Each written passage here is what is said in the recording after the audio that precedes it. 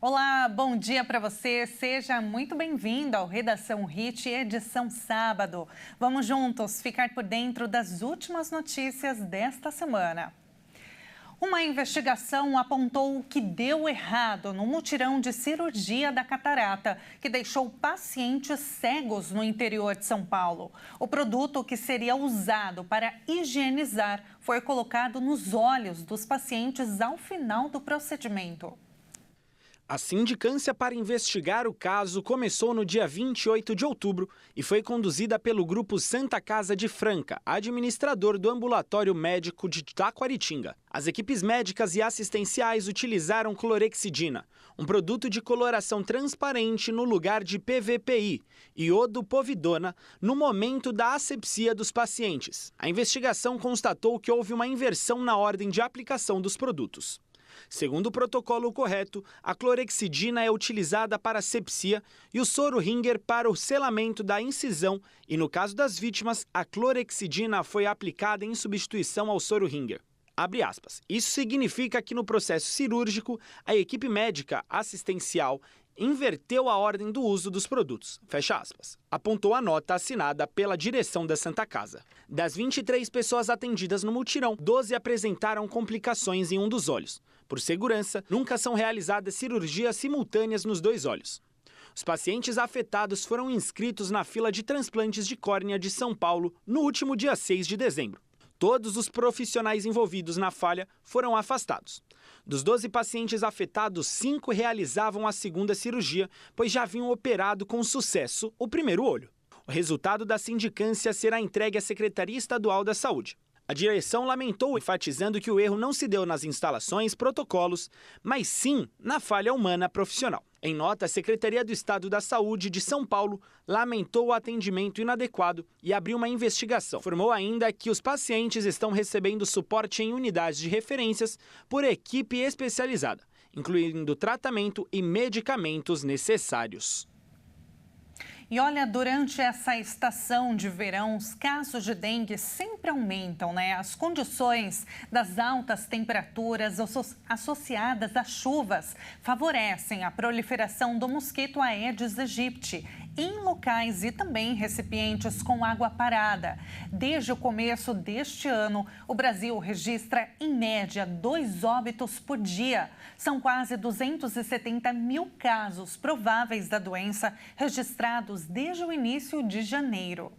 O Brasil já confirmou as mortes de 85 pessoas por dengue em 2025, o que representa uma média de 2 óbitos por dia desde o começo do ano. Além disso, 303 mortes ainda estão sob investigação. São quase 270 mil casos prováveis da doença em todo o território nacional. No mesmo período de 2024, a quantidade de mortes era menor, 62 confirmadas, mas a quantidade de casos era maior, com 408 mil. A maioria das mortes foi no estado de São Paulo, que acumula 79% do total, ou 67 vítimas. O Paraná está em segundo lugar na lista de óbitos, com 5 confirmações, seguido do Rio de Janeiro, com 3, e Goiás e Minas Gerais, que possuem 2 cada. O estado paulista também lidera em números absolutos de casos prováveis, com mais da metade dos registros. São 157 mil desde o começo do ano. Minas Gerais está atrás, com 30 mil, seguido do Paraná com 15 mil e Goiás com 14 mil. Ainda de acordo com o levantamento, a maioria dos casos acometeu mulheres, da faixa etária de até 29 anos, com quase 52 mil casos, o que representa quase 1 em cada 5 dos registros. No ano passado, o Brasil registrou mais de 6 mil mortes pela dengue e 6 milhões e 600 mil casos prováveis da doença, número 4 vezes maior que o registrado em 2023. E é no verão também que é o período de maior movimentação de pessoas nas ruas, praias e lugares públicos. E também o calor pode aumentar o contágio por viroses. Essa época mais quente do ano, além de ser marcada pelo período das férias e alta movimentação de pessoas em lugares públicos, também aumenta o contágio de vírus e as viroses.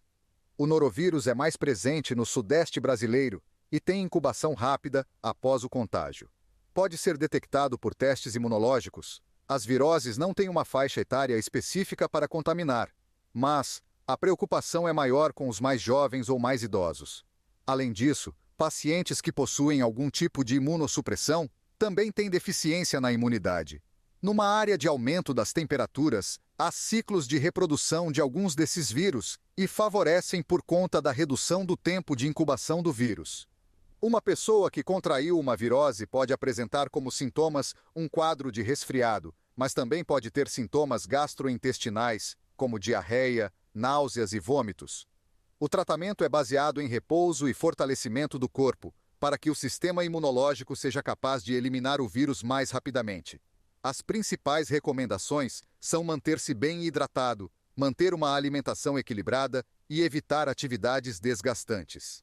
E para ficar livre da doença, deve-se evitar o contato com pessoas contaminadas e locais públicos muito cheios.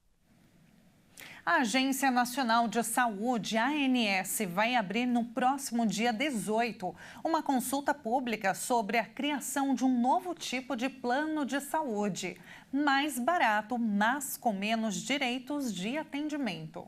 Com a criação do novo modelo mais simples, a Agência Nacional de Saúde Suplementar, a ANS, tem como expectativa ampliar a quantidade de pessoas com acesso à atenção primária e secundária, incluindo cerca de 10 milhões de brasileiros no setor de saúde suplementar, o que, de acordo com o órgão, contribuiria para a redução da fila de exames do Sistema Único de Saúde e aceleraria o diagnóstico dos pacientes. Segundo o diretor de Normas e Habilitação dos Produtos da ANS, Alexandre Fioranelli, apenas 25% dos brasileiros possuem contas ativas em planos de saúde. A nova modalidade de plano faria cobertura apenas de exames e consultas, sem cobrir situações de emergência. A proposta tem o apoio de entidades que representam as empresas que operam os planos de saúde. Para elas, o novo modelo seria uma nova opção de assistência aos beneficiários e que, devido aos preços mais acessíveis, ele pode sim reduzir as filas do SUS para consultas e exames.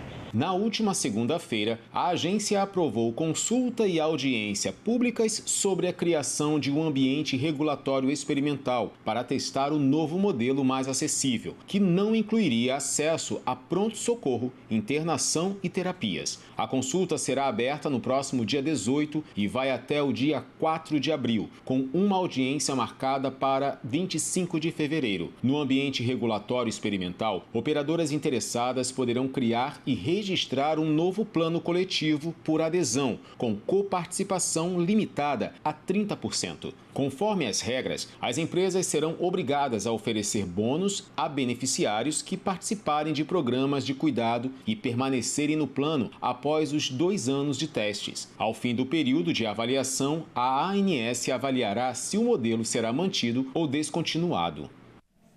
A Polícia Rodoviária Federal concluiu um relatório que aponta as causas do acidente que deixou 39 mortos na BR-116 em dezembro, em Teófilo Otoni, em Minas Gerais. Além do excesso de peso e de velocidade, o motorista não respeitou o tempo de descanso. Conforme a legislação, o motorista da carreta, Arilton Bastos Alves, deveria ter descansado durante o trajeto. Ele vinha de Santana do Acaraú, no Ceará, e terminaria em Barra de São Francisco, no Espírito Santo. Eram necessárias pelo menos 11 horas de descanso em 24 horas de viagem. Mas o motorista parou apenas 4 vezes, e a mais longa de suas pausas durou apenas 4 horas e meia. Além dessa infração, segundo o relatório, a carga do veículo estava mais de 16 toneladas acima do peso permitido. E para o transporte, um reforço irregular foi colocado no semi-reboque. Foi identificado ainda que as estruturas que prendiam a pedra de granito estavam enferrujadas e sem identificação do fabricante. No fim de janeiro, análises da Polícia Civil já haviam apontado o excesso de velocidade e o uso de drogas por Arilton. Nos exames toxicológicos do condutor, foram detectados cocaína, êxtase, ansiolítico, antidepressivo e álcool. Desde então, o motorista está preso preventivamente. Em nota, a defesa de Arilton negou que ele estivesse alterado no momento da colisão com o ônibus e afirmou que ele não é usuário de qualquer tipo de droga ilícita. O texto também afirma que ele está apto a trabalhar como motorista profissional e não dirigia acima do limite de velocidade.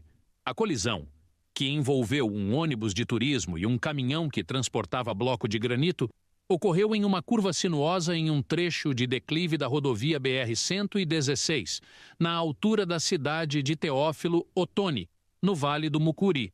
O coletivo, que saiu de São Paulo com destino a 3 cidades da Bahia, pegou fogo e 39 pessoas morreram. No carro de passeio que ficou destruído, haviam 3 pessoas. Todas sobreviveram. Após a batida, o motorista da carreta fugiu do local sem prestar socorro. Ele só se apresentou à Polícia Civil 2 dias depois. E veja a seguir, para incentivar a compra de carros elétricos, estados dão desconto e até mesmo isenção do IPVA. A reportagem completa com todos os detalhes você confere no próximo bloco. Voltamos já.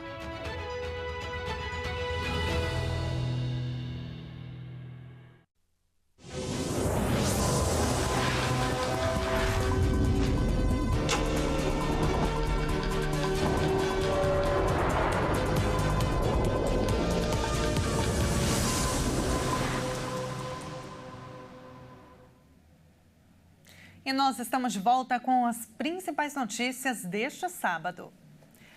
O Brasil piorou no ranking da corrupção. Aliás, segundo a revelação feita pela Organização da Transparência Internacional, o país atingiu a sua pior situação neste quesito desde que os testes começaram a ser feitos. Dados da Organização Transparência Internacional apontam que o Brasil, no ano passado, teve seu pior desempenho histórico no índice de percepção da corrupção. Com uma nota de 34 pontos em uma escala que vai de 0 a 100, o país ocupa agora a posição 107 entre as 180 nações avaliadas, marcando a pior colocação desde o início da série histórica em 2012. A pontuação obtida pelo Brasil é inferior à média global, que se mantém em 43 pontos, e também à média das Américas, fixada em 42. O país está empatado com países como Argélia, Nepal e Peru no ranking, depois de ter estado há 10 anos atrás no mesmo patamar que Bulgária, Grécia e Itália. A percepção da corrupção é dada a partir de pesquisas com especialistas e líderes empresariais, além de dados quantitativos de organismos internacionais. Em 2023, o Brasil havia ficado na posição 104 com 36 pontos, apresentando uma queda de 10 colocações em relação ao ano anterior. No relatório daquele período, a Transparência Internacional apontava dificuldades na reconstrução de mecanismos de combate à corrupção, citando desmontes promovidos em gestões anteriores. Segundo a entidade, a piora nos indicadores reflete a dificuldade do país em reverter o desmonte do combate à corrupção nos últimos anos. Entre os fatores apontados como negativo no relatório estão a negociação de acordos de leniência favorecendo empresas envolvidas em corrupção, a falta de transparência no novo programa de aceleração do crescimento e o aumento do volume de emendas parlamentares sem fiscalização. Também estão citadas a aprovação da chamada PEC da anistia, que perdoa partidos por irregularidades eleitorais, e o silêncio do presidente Luiz Inácio Lula da Silva sobre o tema. A organização destaca ainda que decisões recentes do Supremo Tribunal Federal resultaram no arquivamento de casos de corrupção ligados à Operação Lava Jato, o que impacta a percepção de impunidade no país. Além disso, é mencionada a ingerência política da Petrobras e dificuldades no acesso a informações públicas sob justificativa de sigilo. O governo brasileiro, por meio da Controladoria Geral da União, declarou que mantém seu compromisso com a transparência e o combate à corrupção, mas criticou a metodologia do índice, argumentando que países que investigam e expõem casos de corrupção podem ser penalizados no ranking. Na América do Sul, o Brasil, Argentina e Colômbia aparecem com notas próximas, registrando entre 37 e 39 pontos. No topo do ranking global, a Dinamarca mantém a liderança com 90 pontos, seguida por Finlândia, Singapura e Nova Zelândia. Os últimos colocados no ranking estão no Sudão do Sul, Somália e Venezuela. Figuram entre os países as piores avaliações, com notas que variam entre 8 e 10 pontos. E quase dobrou o número de carros elétricos e híbridos rodando pelas ruas brasileiras. Para incentivar a compra desses veículos que são considerados menos poluentes, muitos estados estão dando descontos ou até mesmo isenção no IPVA. Quem traz as informações para a gente é o repórter Wellington Pael.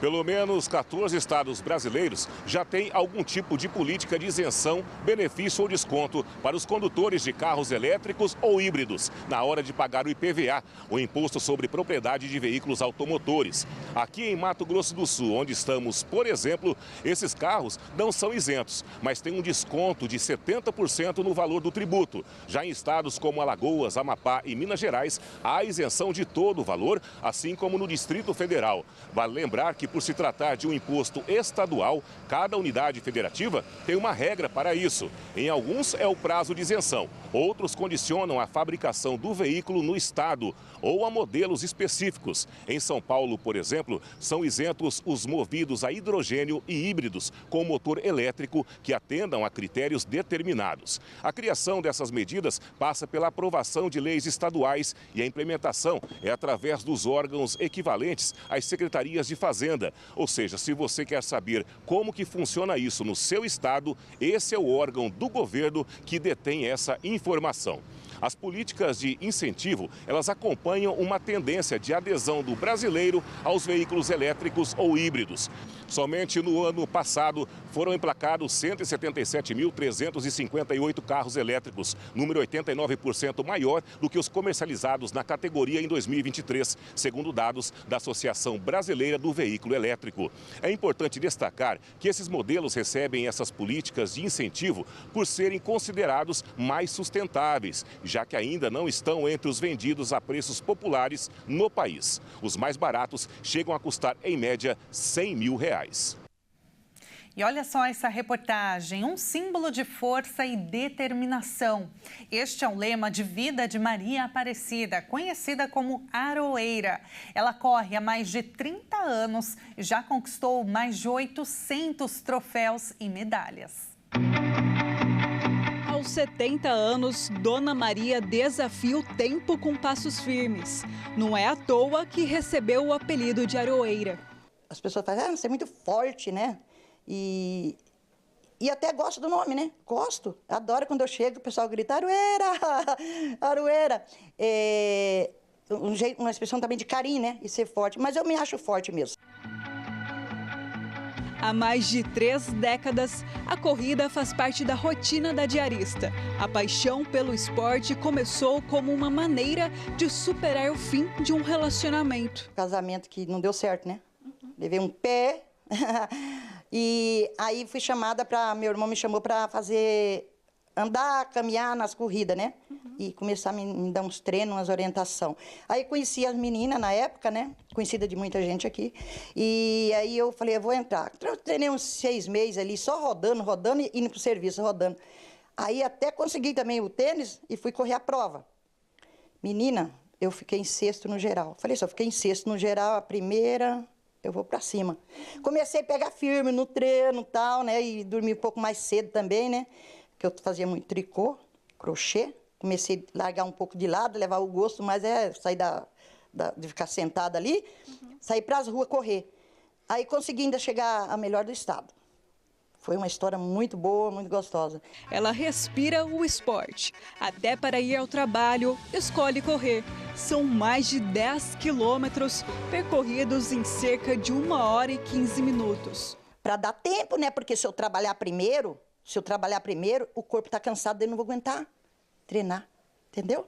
Aí eu não vou aguentar. Então treina primeiro, já indo, chego lá, faço um alongamentozinho meio assim, aí tomo um banho, põe minha roupinha e cai pro serviço. Aí vou fazendo devagarzinho, dá tempo de eu ver um esporte. Esse espaço aqui, que era só uma sala, virou um cantinho das conquistas. São mais de 800 troféus e medalhas de tantas provas que ela já fez, que, para falar a verdade, ela nem sabe mais quantas. Mas cada uma dessas conquistas tem uma história para contar. Já corri prova há muito tempos atrás, prova até de 50 km, né? Não tive medo. Então, Aroeira não pode ter medo, né? De percurso, né? Aí quando chegamos na placa do 25, na época, né? Que já faz uns 20 anos atrás, Aí eu falei pro parceiro que tava do lado, eu falei assim, falta mais 25 quilômetros, né? Porque para dar os 50 km. Cidade de Rio Grande. E nem isso me intimidou. Foi do jeito que eu tinha. Não tinha nada na bolsa de vitamina, proteína. Eu ia no posto, pegava aquele sulfato ferroso. E se alguém pergunta se ela pensa em parar de correr, a resposta vem sem hesitação. Se eu tiver muito velhinha, tiver em pé ainda, andando, eu vou chegar na prova, mas não precisa me esperar, porque eu não quero dar problema para ninguém. Pode tirar tudo, pode tirar tudo e ir embora. Deixa lá, já sabe que eu vou chegar, deixa meu negocinho do lado da medalha, o troféuzinho do lado, que eu vou parar, vou pegar e vou agradecer a Deus por ainda estar passando ali. Mas eu vou correr, eu vou correr. Se Deus quiser, Deus quer. Enquanto tiver perna, tiver andando, eu vou. No meu trotinho, mas eu vou e vou chegar lá. Né? Só isso, não vou reclamar de nada. Sou muito feliz.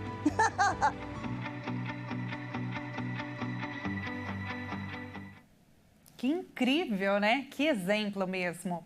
E olha, agora nós vamos conhecer uma pequena cidade na Noruega. Vamos ver. Kirkenes, a cidade de 2.015 quilômetros quadrados, tem uma população de pouco mais de 3.000 habitantes. Além disso, é uma das portas de entrada para a Rússia, sendo um ponto de contato cultural e econômico entre os dois países. Com paisagens deslumbrantes, um cenário natural impressionante e uma mistura de culturas, é um destino interessante para quem deseja explorar a Noruega.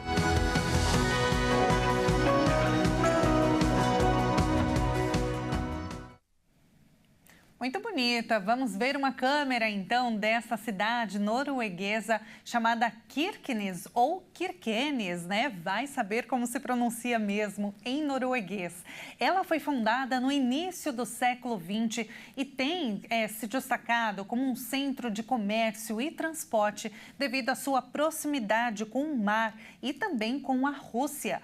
Um dos aspectos mais fascinantes dessa cidade é que, devido à sua proximidade com o Círculo Polar Ártico, ela experimenta o fenômeno do sol da meia-noite do verão e da noite polar no inverno. Kirkenes ou Kirkenes é um importante ponto de acesso para quem deseja explorar a região do Ártico norueguês e também oferece diversas atividades turísticas, como os safaris de rena, passeios de barco e também visitas ao famoso Hotel de Gelo. Olha só, deve estar um frio por lá. Incrível, né? E assim a gente encerra a edição deste sábado. Muito obrigada pela sua companhia. Um excelente final de semana para você e para toda a família. Até mais.